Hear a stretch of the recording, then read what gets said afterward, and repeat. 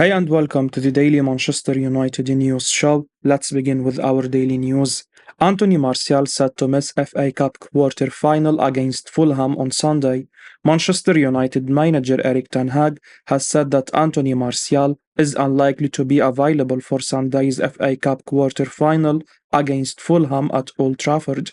The Frenchman has been training with the first team squad over the past 2 weeks after his hip concern, but he has yet to make his return to the matchday squad. Martial was left out of the travelling squad for the 1-0 Europa League win at Real Betis, and Ten Hag has now said that he won't be available for the Fulham game.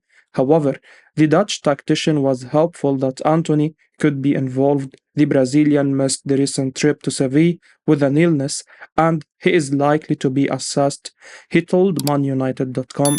So we have to talk about it, and I think Anthony Martial will not be available, and Anthony Dos Santos, we have to see how he will progress. Martial has registered 6 goals and 2 assists from just 720 minutes this season. He has been impressive when on the pitch, but has simply failed to stay injury-free. The Frenchman has missed 30 games for United with setbacks this campaign, and in our opinion, he is now running out of time to save his career with the club. Ten Hag has previously described Martial as a really important player in the squad, but he may not stay patient with him if he cannot prove his match fitness. United are expected to sign a marquee striker in the next transfer window, while there is a good possibility that Wout Weghorst could join on a permanent basis. If Martial continues to struggle with his fitness, he could be shown the exit door this summer. Erik ten Hag gives Scott McTominay fitness update before Fulham clash. Scott McTominay could now miss Manchester United's FA Cup quarter-final clash with Fulham through injury.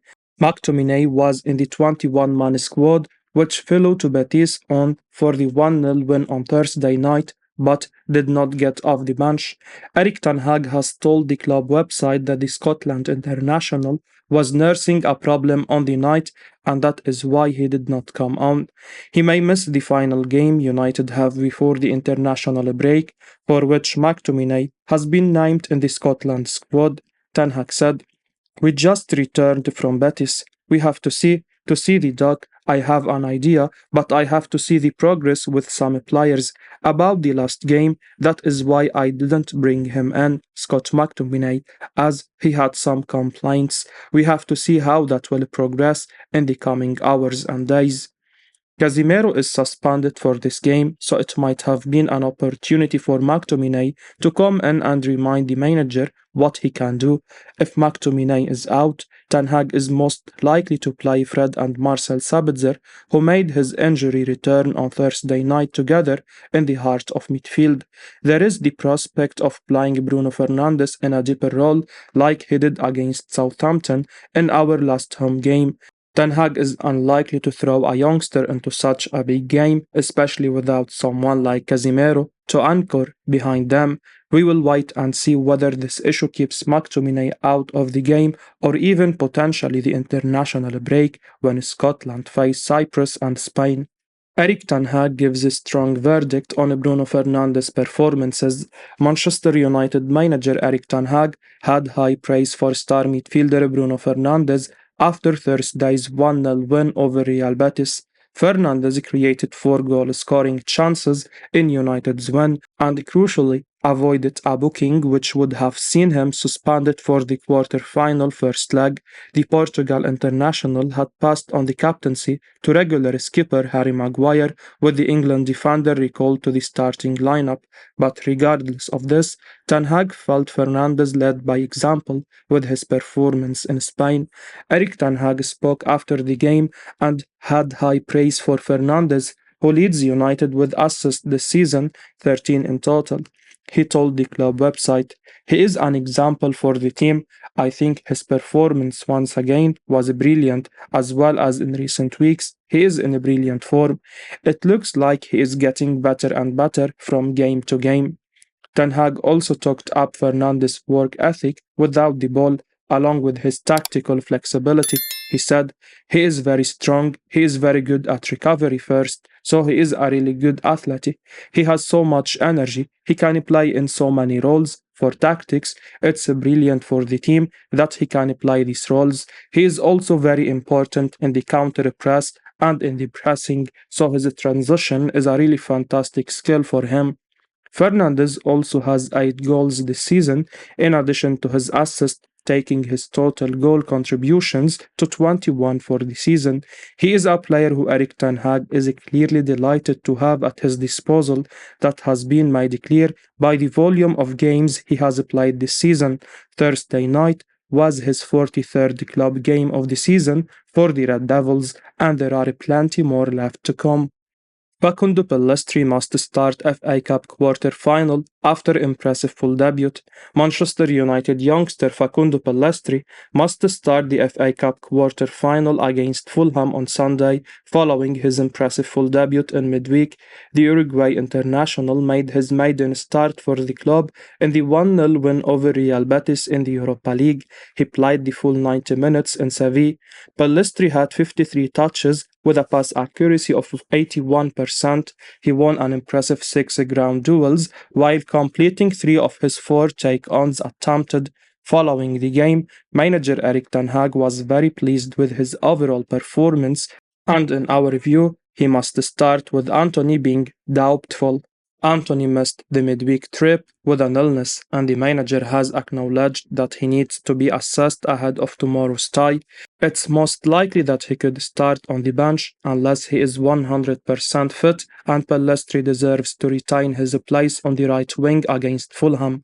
Jadon Sancho is obviously the senior option that Ten Hag could rely for the position, but he has barely impressed from the role since moving to Old Trafford. Meanwhile, Marco Silva's side could play with a low defensive block against United on the back of the 3-0 league rout by Arsenal at Craven Cottage last weekend.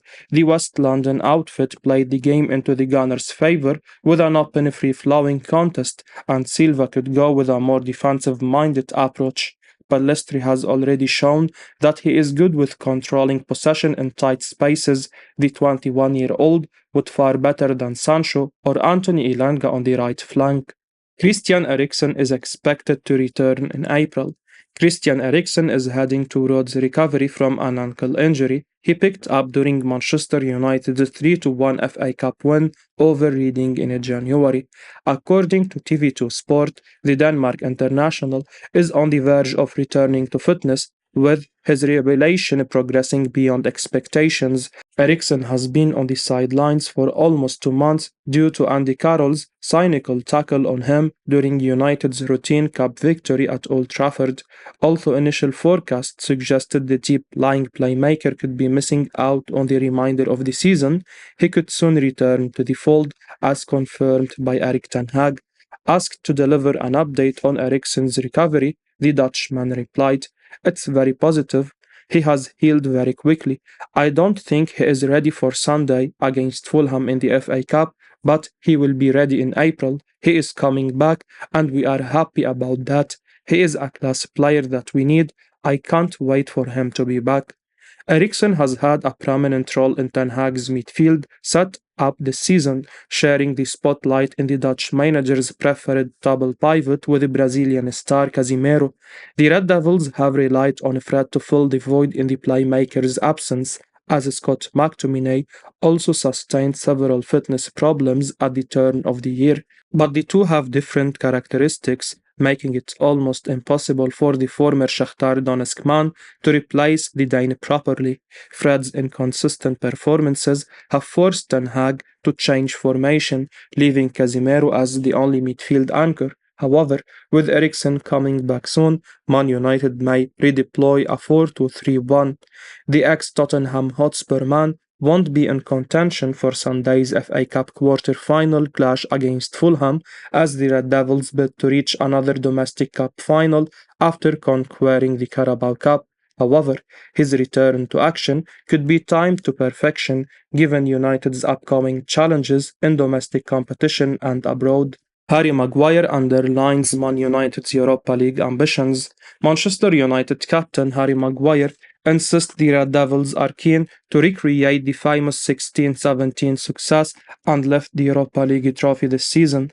Maguire was spot on as Erik Ten Hag's charges claimed a 1-0 second leg win at Real Betis on Thursday, reaching the quarter-finals as 5-1 aggregate winners following a sublime first leg showing at Old Trafford. It's been 6 years since the Red Devils last had a taste of continental glory, although it did come as Europa League winners under Jose Mourinho's stewardship in 2017. The 30-year-old defender says Man United belong to the Champions League, yet he is adamant they will be looking to conquer the Europa League this season. We are in to win it, he told the national news after Thursday's triumph at the Estadio Benito Villamarin. If you look at the last 5-10 years, the competition has really picked up. It's not the competition we want to be in as a club. We want to be in the Champions League, but it's a great competition. There is a lot of strong teams in it.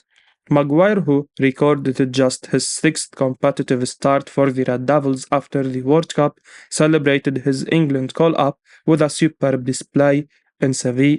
Despite his restricted playing time, the former Leicester City centre-back is still committed to United's cause, confessing he understands Ten Hag's choice to play Rafael Varane and Lisandro Martinez over him. He said, "You have known me since I joined this club, and know I always want to be on that pitch and leading the team out.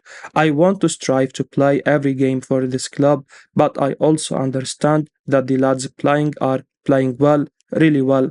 They are top quality centre backs who are in good form, and that's football. We also know that things can change quickly in football." After ousting Betis, Man United will face six-time Europa League winner Sevilla in a mouth-watering quarter-final tie. Winning bid for Manchester United likely to be picked by early April. Second bids from buyers and investors interested in Manchester United must be lodged by next Wednesday, reports the Daily Mail.